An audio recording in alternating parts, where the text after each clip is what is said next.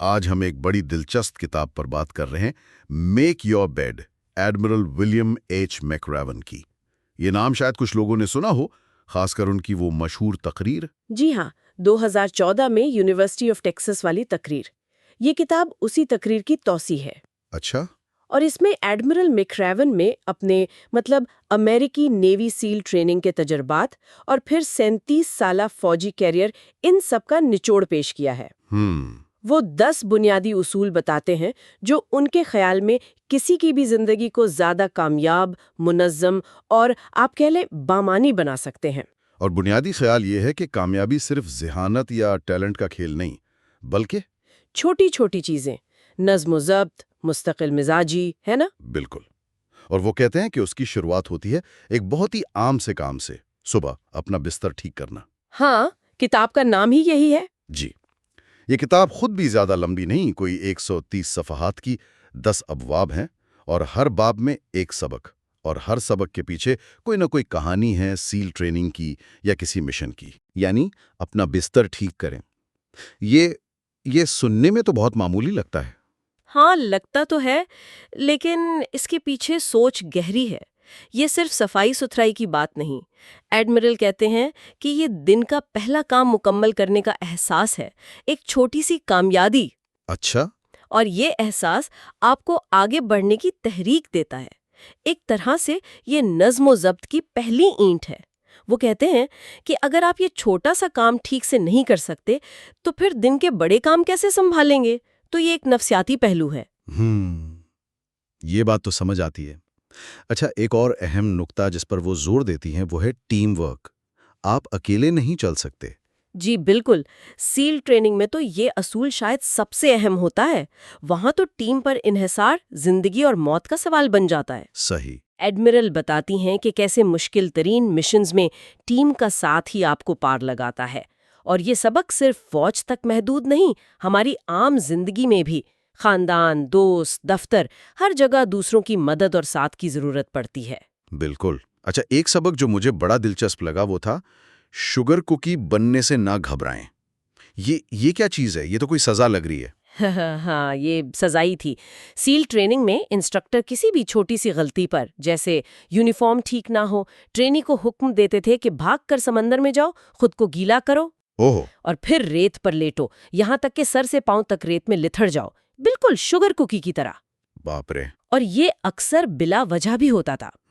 اس کا مقصد یہ سکھانا تھا کہ زندگی ہمیشہ منصفانہ نہیں ہوتی، آپ کو غیر متوقع، غیر منصفانہ حالات کا سامنا کرنا پڑے گا، لیکن آپ کو ہمت نہیں ہارنی، بس آگے بڑھتے رہنا ہے۔ یہ دراصل لچک پیدا کرنے کا ایک سخت طریقہ تھا۔ یعنی زندگی کی ناانصافیوں کو قبول کرنا اور پھر بھی ڈٹے رہنا۔ اسی سے جڑا ہوا ایک اور سبق لگتا ہے، جب گردن تک کیچڑ میں ہوں تو گانا شروع کر دیں۔ یہ امید کے بارے میں ہے شاید؟ جی، یہ بالکل امید اور مثبت رویے کی طاقت پر ہے۔ ایڈمرل ایک واقعہ سناتی ہیں کہ ایک بار وہ اور ان کے ساتھی ٹریننگ کے دوران سخت سردی میں گھنٹوں تک گردن تک ٹھنڈے کیچڑ میں پھنسے ہوئے تھے۔ او خدایا! سب کی ہمت جواب دے رہی تھی، مایوسی چھا رہی تھی کہ اچانک ایک ٹرینی نے گانا شروع کر دیا۔ اچھا۔ اور اس ایک عمل نے جیسے سب میں نئی روح پھونک دی، ماحول بدل گیا، حوصلہ بڑھا اور وہ مشکل وقت گزر گیا۔ تو سبق یہ ہے کہ بدترین حالات میں بھی امید کا دامن اور مثبت سوچ بہت بڑی طاقت ہے۔ واہ! یہ کہانیاں واقعی ان اسباق کو بہت یادگار بنا دیتی ہیں۔ کتاب کے انداز کے بارے میں کیا کہیں گی؟ کیا یہ صرف فوجیوں کے لیے ہے یا عام قاری بھی اس سے کچھ لے سکتا ہے؟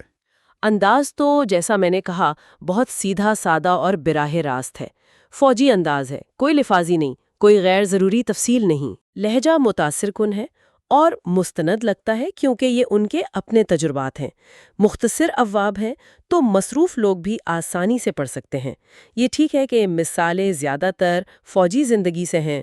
ہاں، یہی میں سوچ رہا تھا۔ تو شاید کچھ لوگوں کو لگے کہ یہ ان سے متعلق نہیں ہے، لیکن جو بنیادی اصول ہیں جیسے نظم و ضبط، ہمت، ٹیم ورک، امید، وہ تو عالمگیر ہیں، وہ ہر کسی پر لاگو ہوتے ہیں۔ تو خوبیاں اس کی سادگی، عملیت پسندی اور مصنف کی اپنی ساکھ ہیں، لیکن کیا یہ سادگی کچھ لوگوں کے لیے جو شاید پہلے ہی ایسی کتابیں پڑھتے ہو تھوڑی کم محسوس ہو، جیسے کوئی نئی بات نہیں؟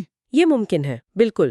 کچھ تجربہ کار قارئین کو شاید لگے کہ یہ باتیں تو سنی ہوئی ہیں یا بہت بنیادی ہیں، یہ کوئی گہرا فلسفہ یا پیچیدہ حکمت عملی پیش نہیں کرتی۔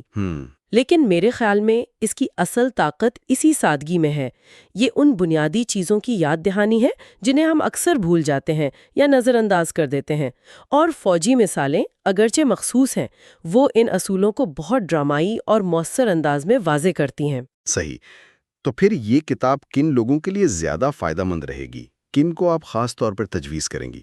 میرے خیال میں یہ طلبہ کے لیے بہت اچھی ہے، نوجوان پیشہ ور افراد جو اپنا کیریئر شروع کر رہے ہیں، یا کوئی بھی شخص جو اپنی زندگی میں تھوڑا زیادہ ڈسپلن، تھوڑی زیادہ لچک پیدا کرنا چاہتا ہو۔ اور ظاہر ہے وہ لوگ جنہیں لیڈرشپ، موٹیویشن یا فوجی کہانیاں پسند ہیں، انہیں تو یہ ضرور پسند آئے گی۔ خاص طور پر اگر کوئی مشکل دور سے گزر رہا ہو تو یہ کتاب حوصلہ دے سکتی ہے۔ تو خلاصہ یہ ہے کہ میک یور بیڈ ایک چھوٹی سی سادہ سی کتاب ہے، لیکن اس کا پیغام بڑا طاقتور ہے۔ جی بالکل، یہ روزمرہ کی چھوٹی چھوٹی عادات کی اہمیت کو اجاگر کرتی ہے۔ یہ یاد دلاتی ہے کہ کیسے یہ معمولی نظر آنے والے کام بڑے نتائج کا باعث بن سکتے ہیں۔